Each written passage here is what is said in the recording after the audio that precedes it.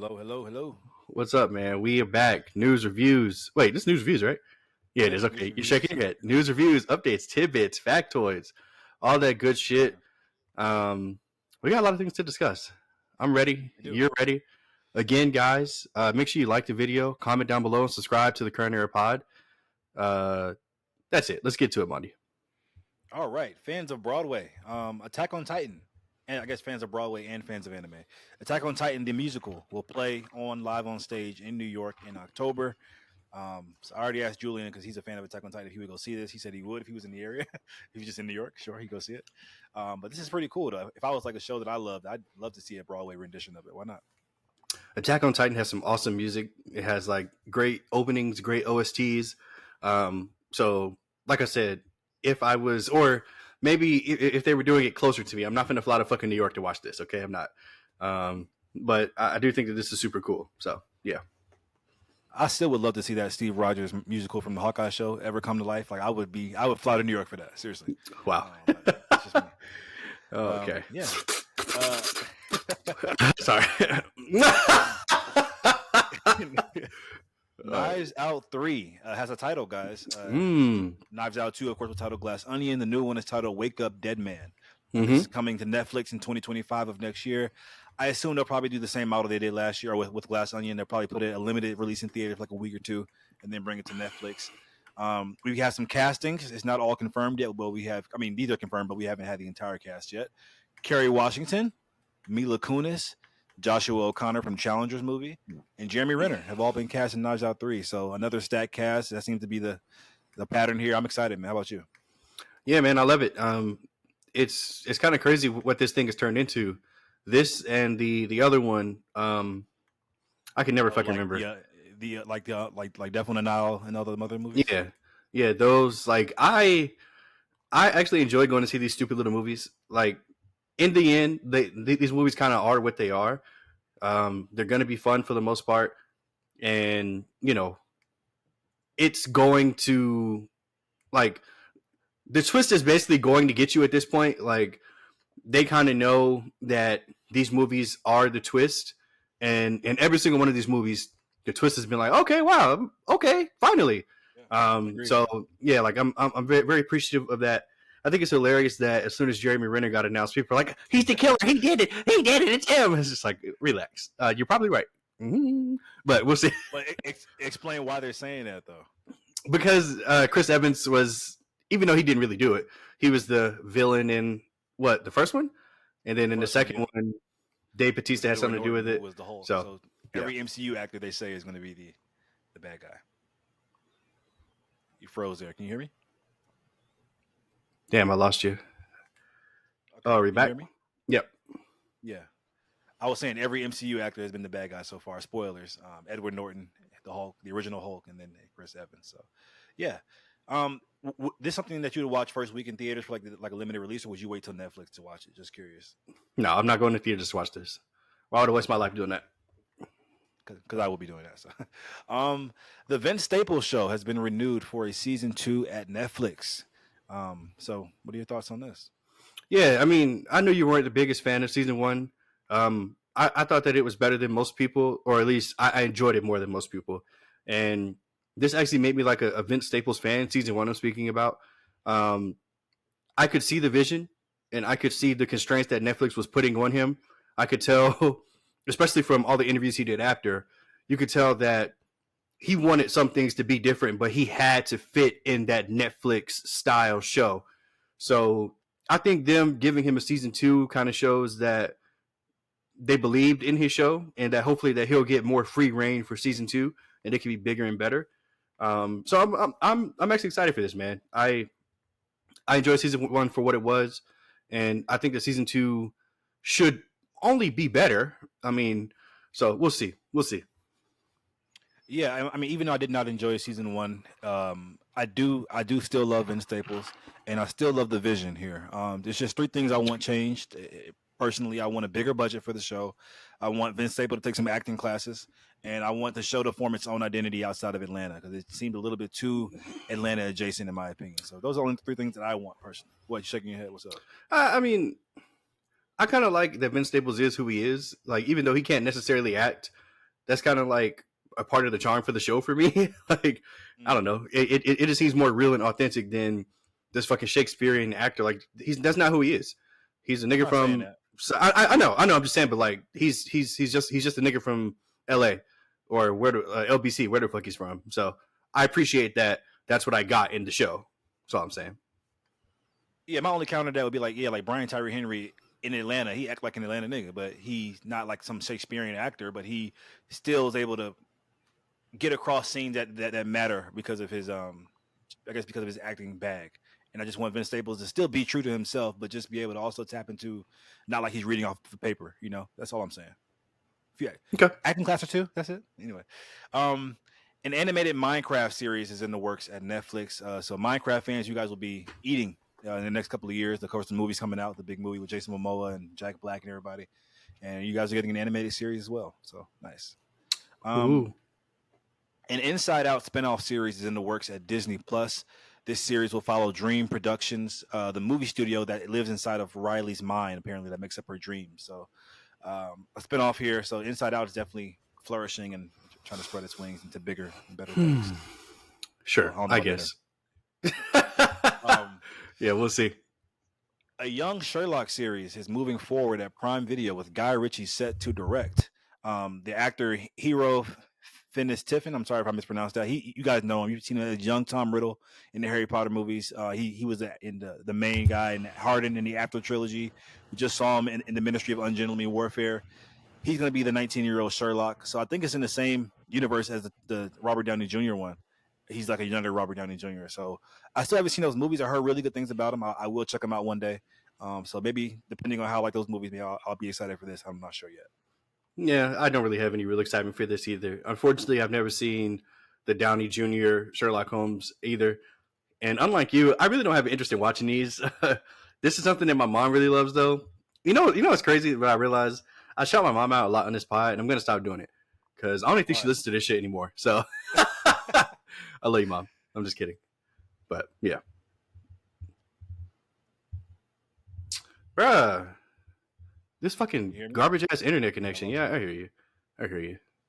Yeah, we can keep Okay. going. Yeah. All right. A 300 prequel series is in the works at Warner Brothers with Zack Snyder set to direct. This is big news. I mean, Zack Snyder, of course, the OG director of the classic iconic film. He's coming back to do a series. What are your thoughts? Yeah, something I never thought that I'd really get in my lifetime. Yeah, it's kind of one of those things where it's just like, wait a minute.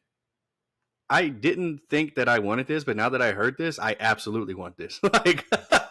Like I can't wait for this. Yeah, this sounds like a fucking amazing, great idea. I think it could even be bigger and better. Now that it's a series, I think they'll have more things to do, more moments, more just testosterone, which I loved in the first one. So let's do it. I'm here for it. Believe it or not, the first one had like a shoestring budget comparatively to like a big Hollywood movie. Um, yeah, honestly, I'm a big Zack Snyder fan. Um, Mm-mm. Mm-mm. he knows me. Mm-mm. He knows me too well.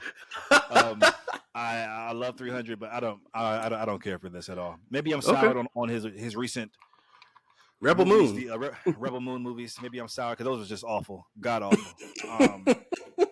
And I've been trying to defend Zack Snyder for like because I really am a fan of the guy, but Okay. I don't know. But then again, I've always said that Zack Snyder does better with adaptations as opposed to creating his own thing. And so I Right. think this is not based on the comic anymore. It's probably him doing his own lore. But if there's anything that I would trust him with creating his own lore with, it would be 300 because that's like his baby, I assume. So, um, would you want Leonidas early, like a young Leonidas, or do you want like way earlier than that? Just you curious.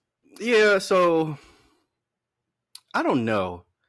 Um, I think it'd probably be best if they go with just a completely new character, just because we already know the fate of King Leonidas. So how can they suspend our disbelief in this show?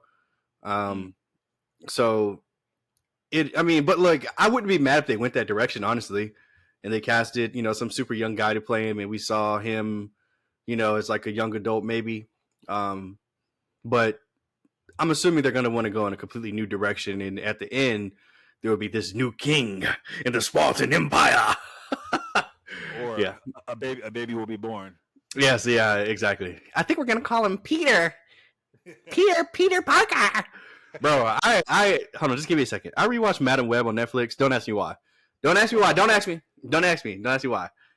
This was the funniest hour and 45 minutes of my life. Like, oh my god, this movie is so bad. It's it literally is one of the worst movies I've ever seen in my life ever. And I've seen Batman and Robin, so holy shit. At least with that movie, I had fun. But with this movie, there's just no fun to be had. Like it's just bad, Watching brother. it twice is crazy. No, it's not. No, because anything that I'm hypercritical of, well, not anything, but most things I'm hypercritical of, I want to give a fighting chance. Maybe I was wrong. Maybe, probably not, but maybe. And I was like, it's on Netflix. It's 3 a.m. I can't sleep. Godzilla -1 wasn't on Netflix yet, so I was like, you know what, Madam Web time, bitch. It was ass. It's really bad. So you rather rewatch Madam Web as opposed to start Lord of the Rings? Correct. That logic Correct. is insane. It's not. It's not. Okay. And I don't get what you don't get about that. Like, why would I dedicate 3 hours of my life to something that I've never seen, that I may or may not like, then just rewatch something that I already know is going to be bad? You don't like. Yeah. Anyway. Okay. Yeah. So it's niggas like you that are keeping Madam Web at #1 on Netflix. Thank you. You're welcome. A new movie in the Finding Nemo universe could be happening. The quote is, "Where else have we not gone in the ocean? The ocean's a big place." I think there's a lot of opportunity. I think there's a lot of opportunity there. We're kind of fishing around. I guess no pun intended. Says director Pete Docter. Bro, I'm convinced Disney is trying to keep all these classic, successful franchises alive, like Lion King or like Toy Story, strictly just because of the new generation of kids that go to these parks and don't know, like, what is Lion King, or like, why is all this Finding Nemo merch around? Like, they got to keep it relevant in the zeitgeist of the younger generation. And so I'm convinced they will always keep branching off these big, successful things that they've done to just always keep it relevant. And that's just, it might be. I think it's for the worst, to be honest. But go ahead.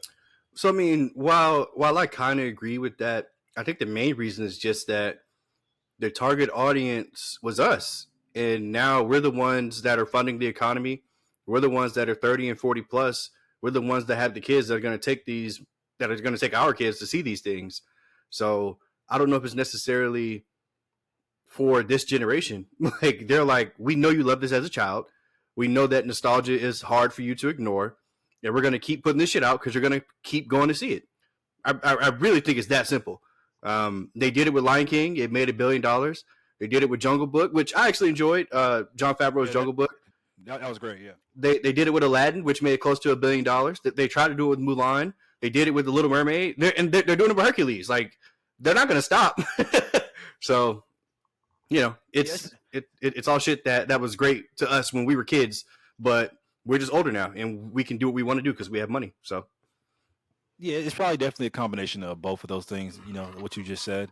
But think about it though. If Toy Story 3 was never made, and the modern Gen Z, or the generation below them, goes into a Disney World park, and they see that Toy Story ride or that Toy Story land, that's going to mean nothing to them. Mm-hmm. So I think they have to keep it in the ether, so to speak. Just keep it relevant. So yeah, I don't know. Anyway, let's move on, please. Oh, Pixar. As we're speaking about Pixar, I'll tag this as well. Pixar is now focusing on films with a quote clear mass appeal, with, as you just said, I guess, with less focus on directors, autobiographical tales like Luca and Turning Red. The studio's movie should be less a pursuit of any director's catharsis and instead speak on a commonality of experience. So those movies like Turning Red and Luke, I don't know if you've seen either one of those. I saw both of them. They are kind of like very much tailored to, like, you could tell like the writer had a very personal experience with that. And it did kind of turn some people off. I like Turning Red. Luca was okay to me. But I don't think that the course correction should just be making everything a commonality experience for every audience, because like those kind of movies are important too. Maybe a mixture, obviously, but what do you think about that? Yeah, man, this is an interesting quote from somebody that makes decisions. Honestly, it's kind of scary because it seems like they're trying to stamp out individuality, and that's never really a good thing. Somebody made the point to say that even all the way back in 2001, 2002, when Incredibles was made, that it was made because of somebody's creative juices. Like somebody was going through problems with their marriage and they were having kids, and like obviously the superhero shit we can't. That's just added to to mix it, but the problems in that film were based on somebody's real life issue, and yeah, I mean, I'm not sure that we want to stamp out individuality. It seems like AI is doing that enough already, and this kind of a scary road we're going down. I'm already not a fan of, as I've said many times. Longtime listeners know my stance has not changed. I am sick of them trying to dredge up stuff from our childhood and make it relevant again. I wish that they would just make something new and original, but apparently that stuff just doesn't get praise. Like it doesn't. Like I saw Luca in theaters. I thought it was a cool film, but nobody else did apparently. Like I saw, yeah, like I saw Coco. I was like, man, I actually love this. Like I was like, holy shit, like this is a cute little movie, but nobody cared. I mean, so like I don't know. I don't know where the line is, Oh my god, these little niggas busting in the room. Hey Archie, hey Quincy. But Archie and the dogs. Yeah, look at Quincy. Look at Quincy. What you doing, man? Anyway, yeah, but that's my point. My point's been made. Yeah, man. I think Pixar is in total panic mode right now because people have been saying, like I've said, they're out of their golden era, and other studios like Warner Brothers Animation, DreamWorks, Disney have all caught up to them, if not surpassed them, and so they're definitely trying to get back to that golden era, which they might sacrifice some individuality at the cost of that. So we'll see. Yeah. At the end of the day, their company cares about making money. That's that's the hard truth. Yeah. National Treasure fans, National Treasure 3 is being written right now. Nicolas Cage will 100% return if the film gets made. Have you ever watched any of the National Treasure movies? I love them. I watched the very first one when it came out, but I guess I didn't love it enough. So when they announced part 2, I was like, I don't really care. And now 30 years later, they're doing 3. Nicolas Cage, old ass. I'm cool. I'm sorry, bro. I'm cool. I don't want to see this. Yeah, I mean, I say I love these movies, even though I've only probably seen them twice in my life, and that's when I was younger. But I remember like really just enjoying like they're quality films, like and so I'm not mad at part 3 being made. It might prompt me to go revisit 1 and 2 and see if they hold up. And yeah, it's like Indiana Jones for kids. Sure. Anyway, the George Floyd biopic is in the works. His daughter is set to executive produce. Do we need this? Do we need a George Floyd biopic? I feel like this is one of those things where Jesus Christ. I guess that's a motherfucking no, nigga. No, we don't need that shit. You got a damn mic in your Archie, quiet, man. I'm recording a podcast over here just for the people. Current Air Pod. Dang. Anyway. That nigga said, I got ops outside. Nigga got the blinds over. This nigga like, where they at? Close them. Anyway. Oh, you can't. Yeah, I need the lighting. Sorry, yeah. Anyway, what was the question? do we need a George Floyd biopic? Oh yeah. Yeah. I mean, I feel like this isn't really for me to say. Maybe the family needs it. Maybe they want the story out there more so they can get some form of closure if they haven't had it. I'm not gonna watch this. I don't need to revisit it again, but maybe some people do. So if this is geared towards them, then that's fine. Yeah, I mean, I'm torn. If the movie is just simply about his life and the last third act is the incident, it is. I don't think we need it. I think if you're trying to maybe do the incident and maybe show the aftermath of the Black Lives Matter movement and how impactful that was, because his life, I mean, I don't want to be blasphemous here, but like he's just a regular guy. He was like a porn star at a point. Like, what do we need to see his life for? I don't in a theatrical setting, like I feel like if anything, the most important thing about this, I'm not trying to diminish his life, but it is the incident itself was obviously a big thing as well as the aftermath. So I think this is like Oscar bait or just like trauma bait, and I hate trauma porn. And so I don't know if we need this. And so who knows? We'll see. Yep. You said is Hulu doing this? Hulu? Yeah. Are they doing this? Oh, okay. I don't know who's doing it.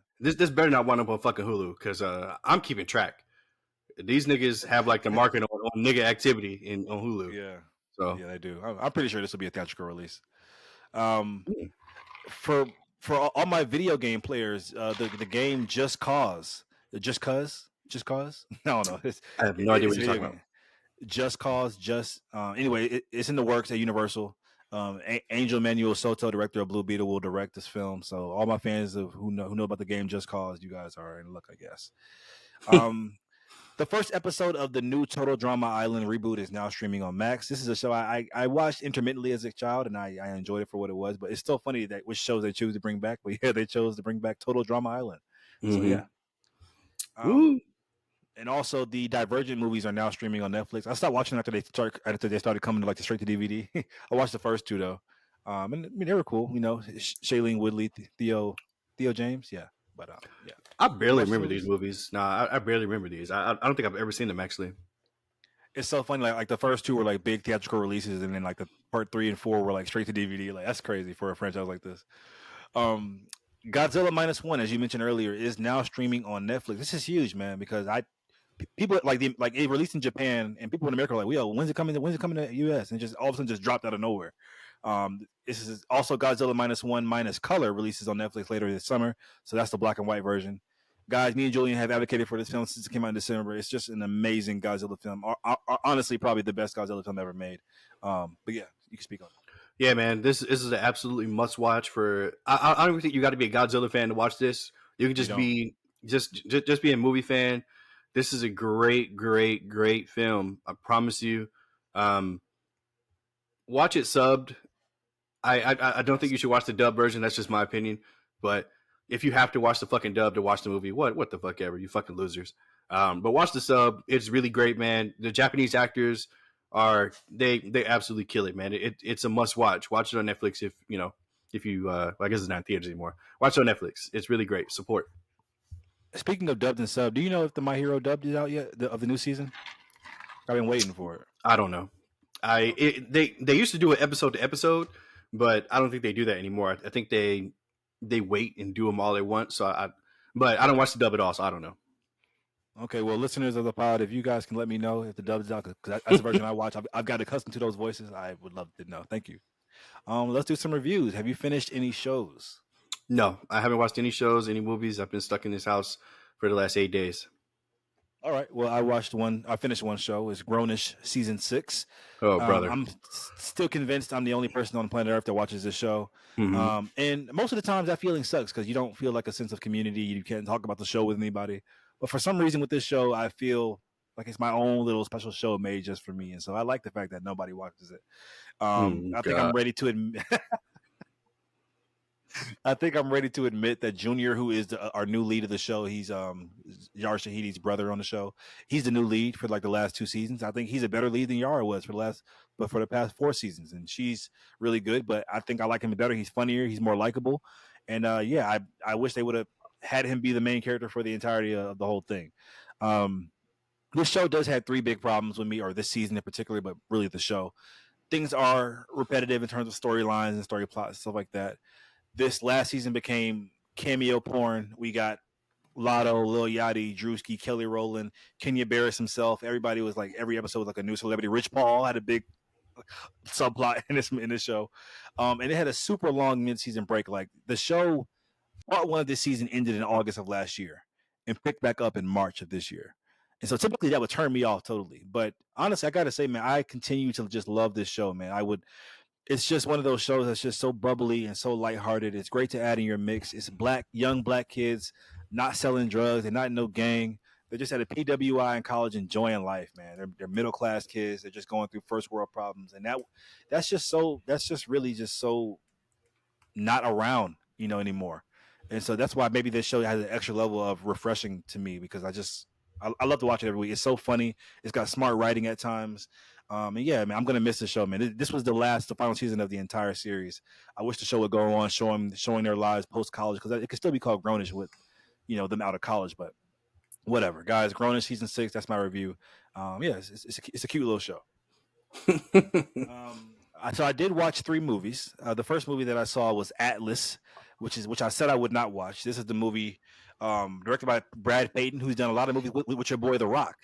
He did Journey to the Center of the Earth, which I love that movie for some reason. I don't know why I do. He did San Andreas, and he did Rampage. This time he's back. We have Jennifer Lopez as the leading lady, Sterling K. Brown, and Simu Liu as the villain playing against type. And I was really just not wanting to watch this movie because you know how I talk about like Netflix original movies are just so bad and so redundant and stuff like that. But I've been seeing like a lot of people talk about it online for whatever reason. I was like, okay, so if people are talking about it, it's got to, whether good or bad, it's got to have something to talk about, and it doesn't. Um, I was I was scared to watch this movie for two reasons going into it. Number one is that I'm tired of the whole storylines of just AI has gone bad. Humanity has to band together and trust AI in order to beat the AI. And number two, like I said, I just don't trust Netflix original movies anymore. And yeah, man, I feel like this movie is really contingent upon the fact if you really, because the movie has this big relationship between J Lo's character and this AI named Smith, and they have bond over the entire course of the entire movie. If that bond means something to you, if you guys buy into it by the end of the film, this movie will be good. I didn't. It's okay. It's nothing special. And so yeah, people were saying online it's like a secret love story between J Lo and AI. That would have been more interesting. It wasn't after watching the movie, but that could have been more interesting, like a different layer. Like, okay, there's this love story between Jennifer Lopez and this artificial intelligence. Meanwhile, there's a war in the backdrop. That could be really cool, but it wasn't that. I gave it a C. Average as they come. I shouldn't have watched it. My fault. Wasting my own time. So yeah, that's my review on Atlas, now streaming on Netflix. Next review is How for did how Furiosa. did uh how did Simi Lu do as a villain? I think he phoned it in. I think he didn't give a fuck. Okay. Poor, poor Sterling K. Brown is way too talented for these kind of movies. I'm sure he just wanted that Netflix check. And J Lo, to be honest, even though she was nothing special, she's for her whole career. I can honestly say she's always been a good leading lady. Like she has Mhm. leading lady She's presence always energy. solid. Yeah, she's always solid in whatever she's in. So I have no complaints about J Lo, to be honest. So yeah. Cool. Yes, because she is one of the Netflix four horsemen. They will just use her to death.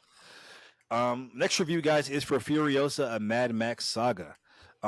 So real quick, just my thoughts on Fury Road. I think it's a really good movie. Most people call it one of the best action films of the 21st century. I can't agree with it with that statement, to be honest, but I can see why people would say that. There's a lot of practicality. It's just a really fun go action movie, and so I was excited to get back into this world of Furiosa and Mad Max. George Miller, director of Happy Feet and Babe, Lost in the City, is back. And we have, of course, Anya Taylor Joy as Furiosa, and we have Chris Hemsworth. I think Anya Taylor Joy does really good in the role. I still prefer Charlize Theron's version of Furiosa, if I'm being completely honest. And Chris Hemsworth does fine as well. People have been glazing his performance, and it's like, oh my god, it's career transcendent performance as the villain. I'm in the minority. I think it's not a bad performance at all. Chris Hemsworth is never bad at anything that he's in, but I think I've seen him do better in Thor movies. I've seen him do better Damn. in other films. I mean, that's not a bad thing to say. I think That's pretty bad. Yeah, it is. no, It it's is. not because he kills it at Thor every time. So I don't think that's a bad thing. But people are just saying Mm. this, that he's like the best villain of the year. I don't think he's better than Proxima Caesar from Kingdom of the Planet of the Apes or better than Fade Rotha, but that's just my opinion. But he does fine. Anyway, with every installment of these movies, George Miller continues to just basically have insane world building skills here. He's almost 80 years old, I believe. And to have that kind of level of imagination at this age is just, I commend him, man. I want to be like that when I get older. I mean, the world is just crazy here. A lot of world building. It's just a very unique, interesting world. I think that for people who are newcomers who want to see this movie based on the trailers, like I'd say this, I'm no Mad Max aficionado, but I will say that I would watch Fury Road first, even though this is a prequel, because there are a lot of things in this movie that are not explained that were explained in Fury Road. Like these terms I'm about to say might sound foreign to some of you guys, like War Boys and what is Guntown and what is half life versus full life, like that kind of stuff is just not explained that much in the movie, and so I did watch Fury Road first, even though this is a prequel. Um, this movie didn't feel like your typical Hollywood blockbuster. It felt like a very unique vision to George Miller. Like it's like I felt like there was zero studio interference in this movie, which is a good thing. It felt so unique and so original. And overall, this movie is one of those movies that put spectacle over story. Like it's hardly any dialogue. It's just like like almost like Fury Road a little bit, but a little bit different. But for me, I'm not a Mad Max fanatic, and so when I see a 20-minute sequence of just a car chase in a desert, sorry guys, it doesn't do it for me that much. I'm sorry. So I gave the film a C plus. It's I think people are calling it like best like listen. Wow. Mad Max fans are calling it like movie of the year, like already. They're saying Hmm. it's like the best movie. And so I I've seen that. sure. I get it. But as a Mad Max passive fan, it doesn't give anything better than Fury Road, nothing different than Fury Road, and I don't see why this is a great film. It's 2.5 hours. It's way too long. I give it a C plus. But if anybody gives it an A or whatever it be, I'm not mad if you're coming from the place of like a Mad Max fanatic. So that's just my little outside looking in opinion. Cool. Last review, guys, is for In a Violent Nature. This is the new horror film that's been marketed as what if we got a horror slasher in the woods from the POV of the killer. Oh, is that out already? Yeah, it's Jesus.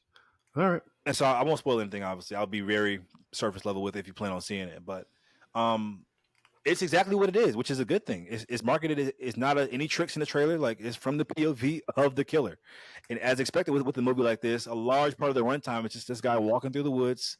I'm talking about like a 60-second, with just him walking, him stalking his prey. In this case, his prey being these young campers, like every slasher in the woods movie has.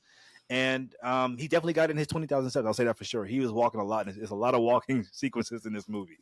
And honestly, I'm happy to report as well that this is easily has some of the best kills the best kills in any horror movie of the year so far. Like, some of these kills are like insanely gruesome and awesomely gruesome.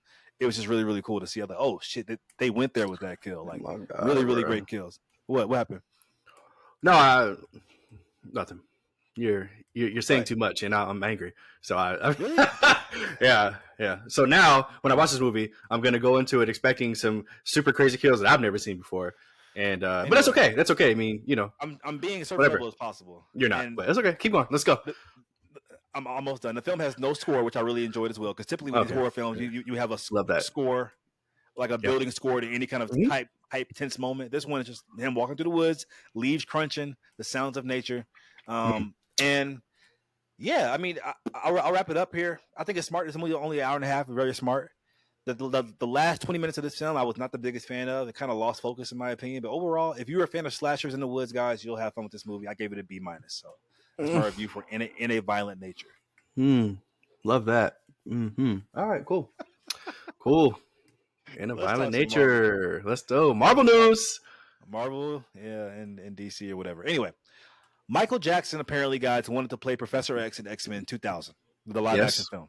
We've heard about that. No, we heard about Spider-Man. I haven't heard about Professor X. Oh shit! I forgot about that. You're right. Yeah. So this movie is just nuts. Yeah. Lucius said to him, Xavier's an older white guy. Jackson responded with, "I can wear makeup." And so Michael Jackson is nuts because, as we know, the big Spider-Man news was he wanted to be Tobey Maguire's Spider-Man. Like, God, he wanted to be Tobey Maguire, like, not Tobey. So this nigga wanted to be Patrick Stewart as well. Like, thank God that Marvel did not, because he almost bought Marvel in the 90s when they went bankrupt. He almost bought Spider-Man property from. Thank God this man did not buy it. Guys, we would have had an X-Men movie starring Michael Jackson and a Spider-Man movie starring Michael Jackson. No, that's crazy. So, to me, my X-Men. To me. Yeah. That's nuts. Great power comes great responsibility. That's nuts, bro. Oh man.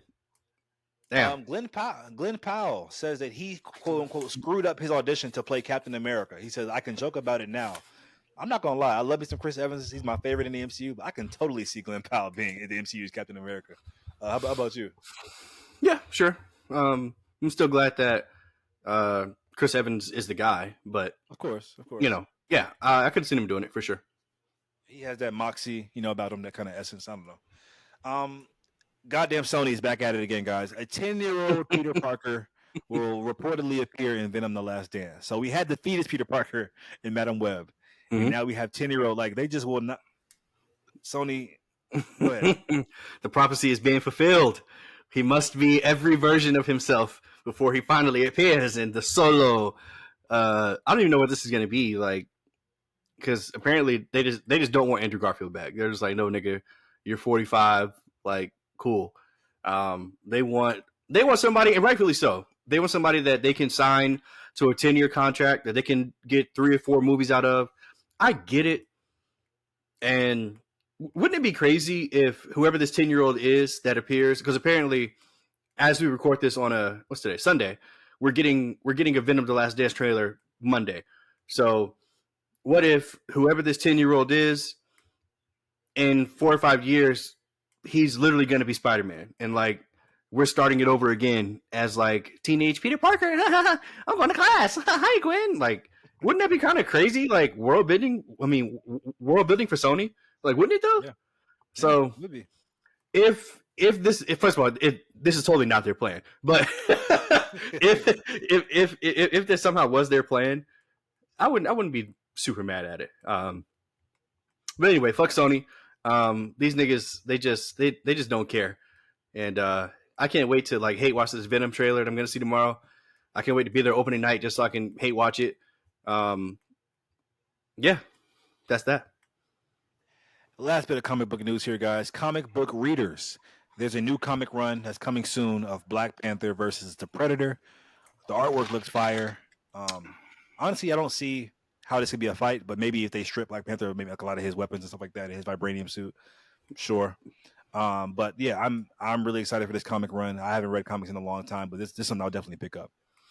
Yeah, I mean, I probably won't read the comic, but a lot of people on TikTok do a very good job of posting comic books on TikTok and like going through it. So I may see it that way. But like you, unless they just catch Black Panther like slipping, I'm not sure how like a Predator can just like evenly fight or like believably fly, I should say. But we'll see. We'll see. I've been wrong before, and I wouldn't mind being wrong here. So let's do it, I guess. There's also a pretty good Wolverine vs. Predator comic that came out a couple years ago as well. That was really interesting as well. So that's a little more of an even fight. Yeah, maybe. Wolverine still won. I'm sure Jeffrey he won. Wright. Jeffrey Wright will reprise his role as Isaac in The Last of Us Season 2 as a player of the game. Do you remember this character? Is he important? Yeah. I'm not going to say too much, but I'm glad that Jeffrey Wright is reprising the role. It's so funny because I don't even know if I knew who he was in 2013 when he played this role of this character. So, you know, all these roles later, all these years later, the fact that he gets to replay the character is great. I mean, and they did the same thing in season 1 with it's not Dina. Whoever was playing Ellie's mother's friend, she was the same girl, and the leader of the Fireflies, they also had her in there too. So I like this trend a lot that, you know, that they're trying to do with the show. So let's do it, man. I love it. Bill Skarsgård will officially return as Pennywise in the It prequel series Welcome to Derry, releasing next year in 2025 on HBO Max. I didn't think that they'd be able to get Bill Skarsgård. Me either. But this is big because he is an amazing Pennywise, one of the best modern horror figures we have. This is going to be so cool. This is going to elevate the show, in my opinion. I'm excited now. 100%. I mean, I wasn't sure that I was going to watch this piece of shit without him being in it. But the fact that they were able to get him, one, shows that they believe in this material, but two, and probably even more important, shows that he believes in this shit. So I'm actually very excited for this now. I mean, this is like on my list of like top things to watch moving forward. So yeah, man, like even though like I wasn't the biggest fan of part 2, I still think, like you said, that he himself was absolutely fantastic as Pennywise. So let's do it. I'm here for it. Are you familiar with like the Pennywise lore in the It movies? It's so weird and creepy, but it's really fire. To an extent, I try not to deep dive too much into shit like that, just because I don't want it to take me out the movie. Because like if somebody does something, like wait, he's not supposed to do that. He can't get stabbed. He can only get stabbed. You know what I'm saying? So like, I just try to watch and enjoy it. No, well, they mentioned it in the movie. Yeah, he's like an alien demon that came down on a comet or some shit and like landed like prehistoric times. He's been haunting these people, Derry, that area of Derry every 30 years. Like it's just so cool. But anyway, 27 so years. That's why, every 27 years. Chris Hemsworth is in talks to star in the Transformers and G.I. Joe crossover film. What are your thoughts on this? Well, I think they needed a big name to get people into theaters. He's a pretty big fucking name to me and to most of the world, I would imagine. So on the surface level, I think that this is a great thing, if I'm being real. It makes me want to see it more because, I mean, you know, obviously I was probably going to go watch this piece of shit anyway. But now that I know that Chris Hemsworth is at the helm, that makes me more excited to see it. So yeah, I still think this is going to be like historically bad, like not good at all. But Chris Hemsworth being there, it makes it a little. It smooths it over for me just a little bit. So this is a good thing. I'm going to try to be optimistic about this. I think that this is overall. I think this is a good thing. You took the word right out of my mouth. Like, this is the kind of star power that this kind of franchise would need in order to get people in seats. Yeah. Do you want to see like old G.I. Joe actors return, like The Rock or Marlon Wayans or Channing Tatum? Like, do you want to see those guys, or the girl who play Electra? I forgot her name, Elodie Young. Do you want to see the OG cast to return to some extent, or not really? You want to hold maybe fresh slate? Yeah, maybe in spots. I don't think they need everybody to return. I mean, obviously, getting The Rock would be massive. That would like instantly give the franchise credibility, just like casting Chris Hemsworth did. But if they were able to get somebody like The Rock, I mean, now this movie instantly is like, okay, it's going to make hundreds of millions of dollars. So that would just put it in a new stratosphere. But I don't know, man. I mean, ultimately, I think it's best to just go new and original. But I'm sure they're gonna try to do some winks at fans. I mean, there's just been too many stars of these films in the past for them to not try to get anybody. So we'll see. Come on, Marlon Wayans, we need you. It's so funny. Like he had his one big break at a big Hollywood movie, and it was G.I. Joe, which he wasn't bad in. He wasn't bad in. No, he wasn't. Yeah, he wasn't bad.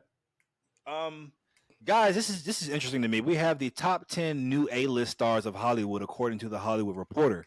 I'm gonna name an actor. I just want your thoughts if you think that these guys are the new stars of tomorrow, or the stars of today, should I say, and rate their star power A, B, or C in terms of you, because obviously Hollywood Reporter think they're all A's. Zendaya. Sure. She's an A. I mean, it's I don't think there's any argument for her being anything other than an A. So Agreed. Yeah. Glenn Powell, number 2. So you're saying that this is not in? It's not in order. It's just the top 10. Yeah. Okay. So then, yeah. I think he has less star power than Zendaya. I think she's still the clear number 1 here. I think that if there was a movie build with Zendaya and Glenn Powell, I think the average fan would recognize her name more than they would recognize his. Agreed. That's just my opinion. Okay. We have Jacob Elordi. I think he's a little overhyped. Euphoria has really helped here, even though I do think that he's a good talent. I wouldn't even call him a star yet, honestly. I mean, well, he did Saltburn last year, and he did that Elvis Priscilla movie. But yeah, like no $100 million movies. Yeah. Yet. Not yet. Paul Mescal. Are you familiar with him? Never even heard of him, so he's not a star. Okay. He'll be the star of the new Gladiator 2 film. He starred in After Sun. I think he might be one of the most talented guys on the list, if not the most recognizable. Austin Butler. Yeah, I mean, come on now, this dude. I haven't even seen his Elvis performance, but amazing. pretty much anything that he's advertised in moving forward, I'm like, I need to see this. Like that fucking Wild Hogs movie. That's not what it's called. Wild Dogs. Yeah, whatever. With him and with Tom Hardy. Yeah. Like I want to see this movie just because Austin Butler's in it. And yeah, he's an A. He's a star. He's him and Zendaya. Okay. Zendaya's still a tier above right now, but Tom Hardy's right. I mean, Tom Hardy. Austin Butler's right fucking there to me. Totally agree. Like, did you ever watch the Sons of Anarchy? I'm just curious because it's like the bike riders kind of feel.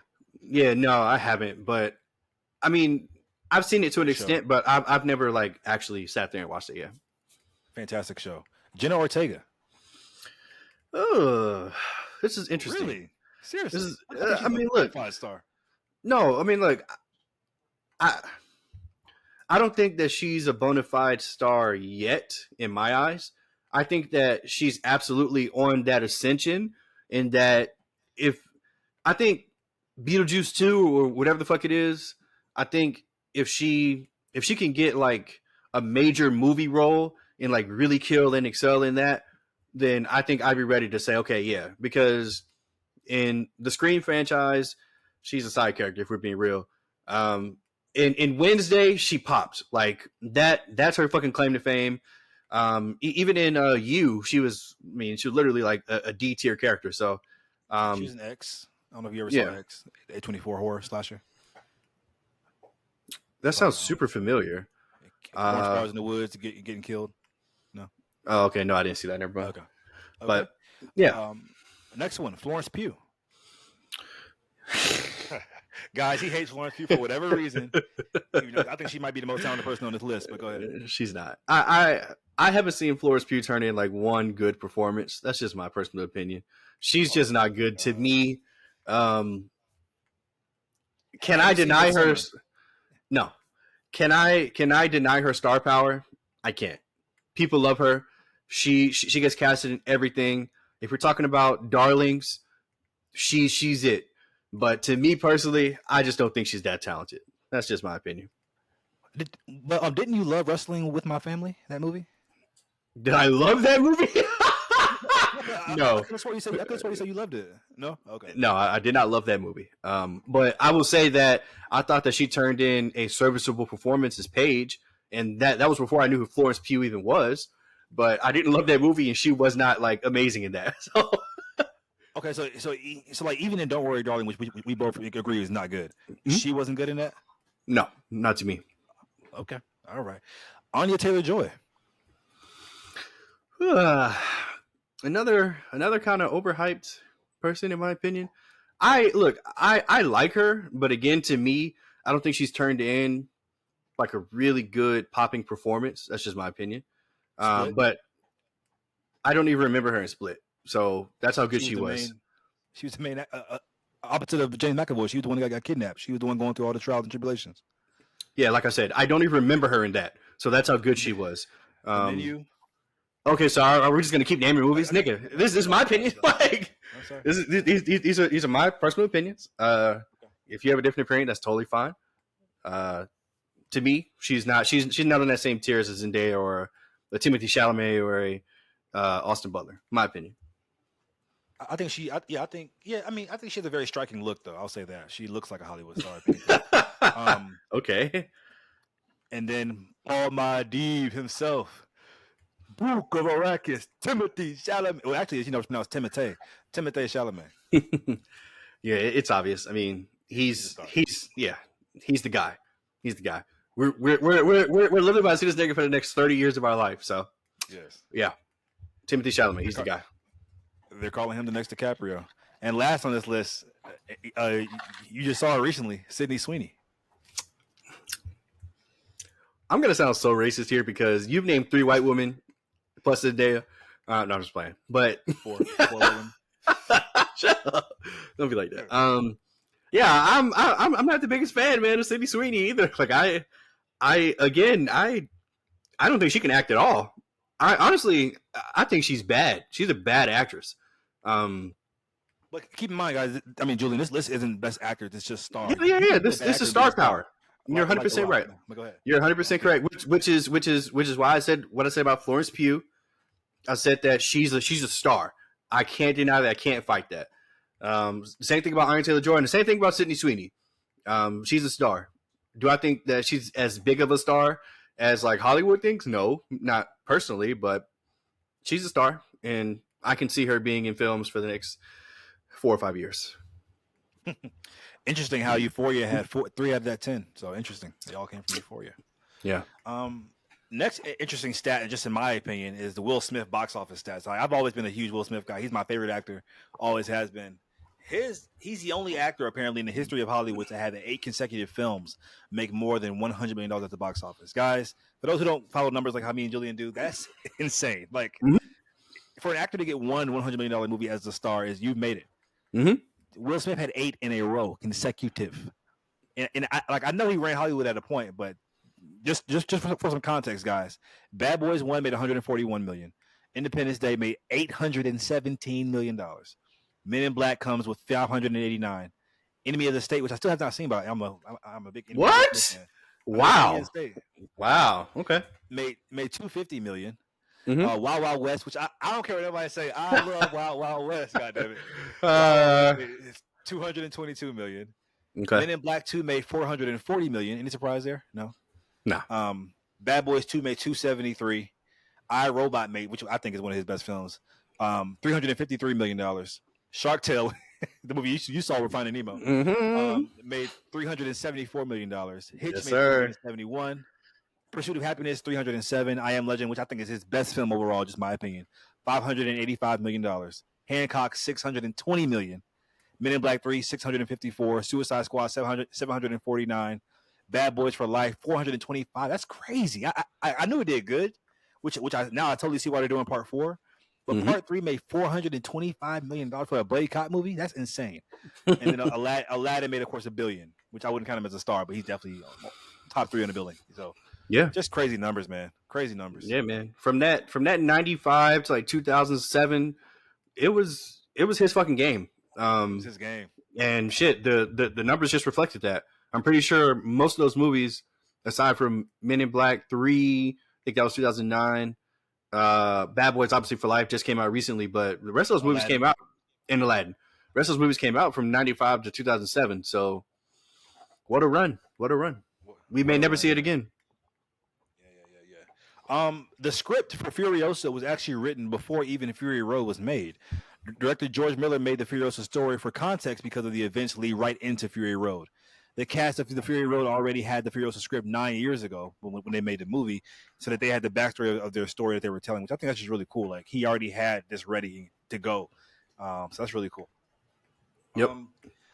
Netflix CEO, or co-CEO, Ted Sarandos, argues that Barbie and Oppenheimer would have been just as big if they came out on Netflix. His quote was, "There's no reason to believe that the movie itself is better in any size of screen for all people." Okay. My son's an editor. He watched Lawrence of Arabia on his phone, which is like a classic film. To me, I look at this quote like, this is like a shark typing, "Ain't nothing wrong with surfing, bro. Just come in the water." Like, of course you're gonna say that, but to say Oppenheimer has the same effect on your phone or even on a TV screen as opposed to that IMAX, to me, it's just literally insane. But what are your thoughts on this? Like, is he saying what he's supposed to, or do you think he really believes this? Well, I mean, whether he believes it or not, I mean, I don't know. But what I will say is that after seeing both of those films in theaters opening night, I'm not sure I needed to see any one of them in theaters, so I'm being real. Even though it was nice to see him. Even Oppenheimer, it was nice to see it in IMAX. It was cool, but I don't think I absolutely needed to see it in IMAX. Like, there are some films that I've seen, like, I'll never forget, for whatever reason, I missed going to see Godzilla King of the Monsters in theaters, and I had to watch it on the plane. And I was just like, this sucks. Like, this is, like, I'm actually being punished right now. Like, there's no way that I should be watching this on this little ass fucking Delta screen. But I didn't get that with Oppenheimer or Barbie. I could have seen one of those on Netflix personally. This is just me personally. I could have seen those on Netflix and I would have been happy. I think his larger point was him saying that maybe just as successful. Yeah. And like, I don't know about that. I mean, both of them made close to $1 billion. I think both did make $1 billion. So yeah, I don't know about that, but yeah, overall, his point is crazy. But I mean, if I'm able to actually analyze what he's saying, I think I kind of agree to an extent with those two movies anyway. But yeah. Well, I have to say I disagree with you. I just have to say that for Oppenheimer, first, I don't know if a 3-hour movie of just dialogue would have kept me entertained if I'm watching it on my couch at home. I think I needed that Dolby sound. When that first explosion went off, I needed the IMAX. I needed that, you know? I'm not saying I needed it because it's a bad movie. It's just like, it's 3 hours of dialogue for the most part.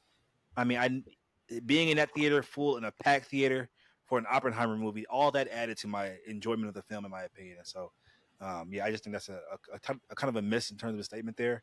And I 100% disagree that they would be as successful as they were if they came on Netflix, because no. Let's talk some trailers. We have the trailer for Moana 2 is here. Did you see Moana 1? No, never saw it. Never saw Moana, the first one. And I didn't watch this trailer because I haven't seen the first one yet. I actually do plan on watching it, which is part of the reason why I didn't want to watch this trailer. I didn't want it to spoil anything for me. But yeah, man, I mean, I feel like I'm the only one on planet Earth who hasn't seen this shit. This movie was a killer. It was the second coming of Frozen, which I also didn't see initially. And I mean, I feel like I didn't see either one of those movies because I just didn't feel like I was a target audience, and I'm not. But yeah, I mean, I actually want to see the first one, and I want to see this one too. So yeah, Yeah, I'm surprised you didn't see it. Your boy is in it, The Rock. that doesn't mean anything Who to will me. be reprising? Well, it meant something when you wanted to watch Crypto the Damn Superdog, which was a great movie, guys. By the way, it kind of It came was a late. great movie. Anyway, Yeah. well, I don't know about great. It was good. It was fun. Anyway, Moana 1 is, guys, a really good kids movie. I highly recommend it for anybody who hasn't seen it. I'm excited for part 2. They have something here special with this on their hands. This is how they fight back against Pixar movies like this. Yeah, and for part 2, the trailer looks like it looks more of a teaser more than anything. We haven't got any kind of story details yet, but I'm ready for it. We have the trailer for A Family Affair, starring Nicole Kidman, Miss AMC herself, Zach Efron, and Joey King has been released. It's premiering June 28th on Netflix this month. What are your thoughts on this trailer? Your boy Zach Efron's in this. Yeah, this didn't really do anything for me, if I'm being real. Zac Efron still looks disgusting from his time as being the wrestler in the Von Erichs Iron, film. Iron Claw. Yeah, he still looks disgusting. So I this just didn't matter to me, unfortunately.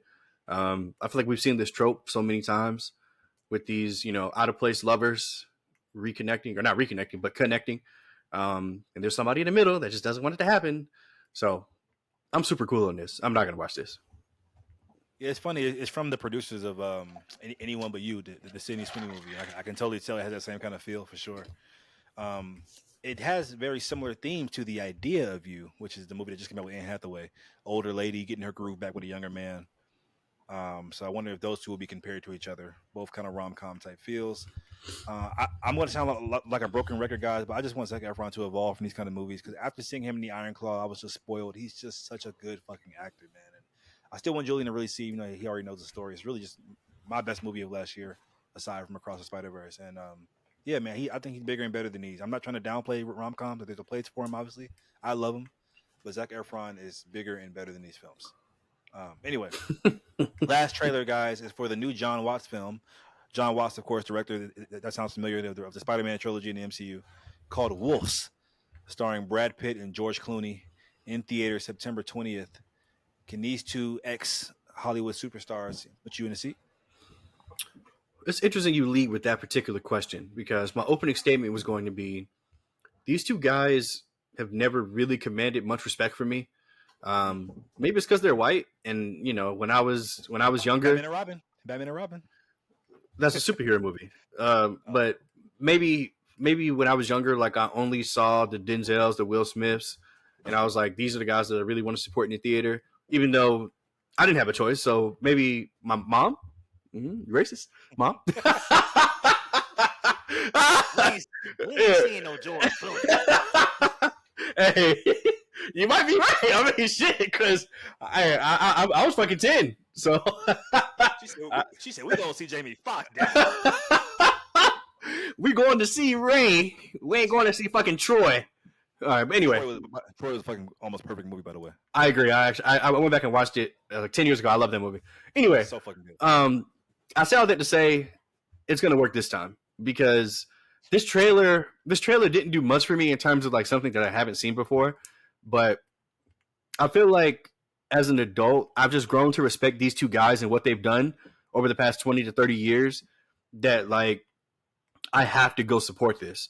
And typically I'm not that guy. Like I don't really like let certain actors dictate whether I'm going to see something or not. That's just never really been my thing because I've just been disappointed all too many times. Will Smith, After Earth, I'm talking to you, bitch. But anyway, get the fuck out of here. Father. Oh, God, that movie's ass. Monday, opening night, bro.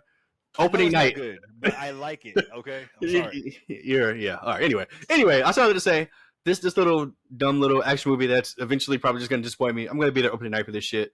I'm really not expecting much, but I'm expecting both of these guys to have fun, and I'm expecting to have fun with them. And if those two things can be accomplished, I'll at least enjoy what I'm seeing, whether it's a good plot line or not. So I'm actually excited for this. Yeah, it seemed very comedic too, like maybe like a mix of action and comedy. Um, for all my video game fans, we have the reveal trailer for Astrobot has been released. It's coming September 6th on PS5. I'm not familiar with the Astrobot property. It looks like Mario Brothers for PS5, to be honest, but it looks fun. Did this name ring any bells for you, Astrobot? No. And when you tagged me in this and I watched this trailer, wasted 3.5 minutes of my life, I was like, what? Why did he tag? Because like you don't play video games. So this is one of those things where I'm like so curious. It's like I play Tetris. you're funny. But like, why would you even tag me in this? Because I know that you're in the world, so I figured you might like it or know about it. Yeah, no, don't know about it. Blah blah blah blah. It looks fun though, right? Didn't it look kind of fun? No. Okay. Not to me. Not to me. God of War Ragnarok will release on PC on September 19th for all my PC users out there. And last bit of news here, guys, it pertains to My Hero, the manga. My Hero Academia Chapter 424 confirms the epilogue for the manga has begun, meaning the series will end soon. So I don't know if you know where the manga and the series are matching up, but does that mean like we only get like a couple seasons left, or is there like hella seasons left that we're going to get probably? I don't read the manga for My Hero Academia. Oh, I thought you did. So I have no idea. That's news to me, and unfortunately, that's not good news because I don't want it to be over. But neither. All good things must come to an end, I guess. And you sure about that? They're not doing a time jump like it's over? I'm telling you what I got. It says Chapter 424 confirms the epilogue of the manga has begun. The series will end soon. Which to me is kind of crazy. Okay. I feel like if there's any kind of property that can go on for a long time, it's My Hero, because it's just a world of superheroes. We can see Deku age, or we can see a new Class A coming. Like I think this show, if anything, has like the potential to go on and on and on and on without feeling redundant, because it's the world of superheroes. But that's just my opinion. But I also respect that they have a story to tell from beginning to end. I respect that as well. So, this isn't good. Here. I don't like this. Okay, well, it could, because like season 6, which we're at right now, or 7, can only be like chapter maybe like 100, and there's like 300 chapters left. Who knows? They're way further than that. There's over 100 episodes, so yeah, they're way further than that. But okay, I mean, hey, we'll see. We'll see when it ends. We'll see how it wraps up. Like I said, I don't read the manga. I have no spoilers. What you see in the anime is what I see in the anime, and I'm reacting to it in real time, and I'm enjoying it. So, well, I'll leave it there. All right, ending on a dour note for My Hero fans. Thank you, guys. Make sure you like, comment, and subscribe. There you go, Monty. Hey, like, comment, subscribe. Current Air Pod. Okay, all right, and that's it. Thanks. Is that possible? Yeah, it's possible.